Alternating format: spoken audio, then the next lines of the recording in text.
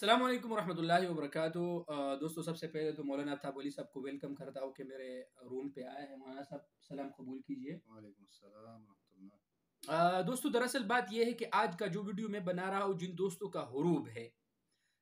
का हुरूब है वो पाकिस्तान अगर जाना चाहते हैं तो किस तरीके से जा सकते हैं, आज के इस वीडियो पे तफसील से बात करेंगे। जैसा कि मौलाना साहब का टिकट है, कल आप जा रहे हैं ना मौलाना साहब?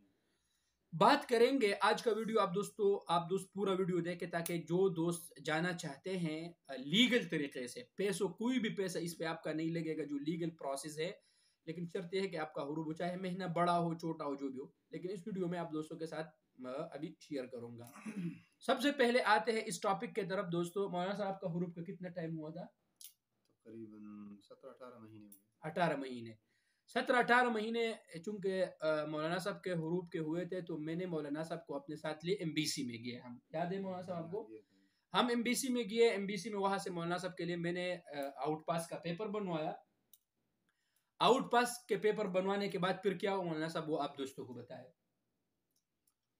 उसके बाद फिर हम चले गए पाकिस्तान एम्बेसी। मंगल के दिन गया था वहाँ। हम्म। और वहाँ पाकिस्तानी एमबीसी नहीं, तरहील वाफिदीन है। एम्बेसी पे वहाँ कह एमबीसी सकते के हैं। टीम भी होता है आपके पास, बात ठीक है सही ना, है। हमने एम्बेसी की टीम जो था उसके साथ बात किया, उसको बताया। वो सफारी का जो पेपर था जी जी। वो उसके दिखा दिया। और फिर उसने हमसे इकामा लेकर उसका वो प्रिंट निकाल दिया। हरूफ का जो आज़ाद से जो प्रिंट निकलता है, बाहर लोग उसका 250 रियाल लेता है। हाँ हाँ। हर कोई वो निकाल भी नहीं सकता है। हम्म। और बाद में वो आ गया और हम अंदर चले गए। उसने हमारा अंगूठा लगाया और फिर बताया कि कल आ जाओ, अपना खरूज न्याय का पेपर है वो लेकर जाइए। ले जा। तो फिर हमने तो वो पेपर वो हमको मिल गया और फिर हमने चला गया। हम्म। अभी टिकट लिया है 28 तारीख को, कल मेरा फ्लाइट है। मतलब तो कोई बहुत बहुत इजी है, बहुत मुश्किल काम कोई भी नहीं है। कोई इसके ऊपर कोई पैसे या कोई खर्च, कोई किस्म का टेंशन नहीं है। मतलब इजी बस तरीके से इजी सब तरीके से कुछ जाना होता है है। तो सबसे पहले जाओ सफारी में, उससे अपना वो आप लोगों को एक पेपर दे देगा। आउट पास का। वोट पास का वो एक खत के तौर पे वो लिख हाँ। कर देता है कि हम्म। ये आदमी पाकिस्तान जाना चाहता है। जी। वो एक पेपर है। अगर आपके पास वही पेपर है और आपका कफील दमाम दमाम से जो लोग जा रहे हैं, हम दमाम में रहने वाले हैं, तो उसके लिए तो बिल्कुल ईजी है।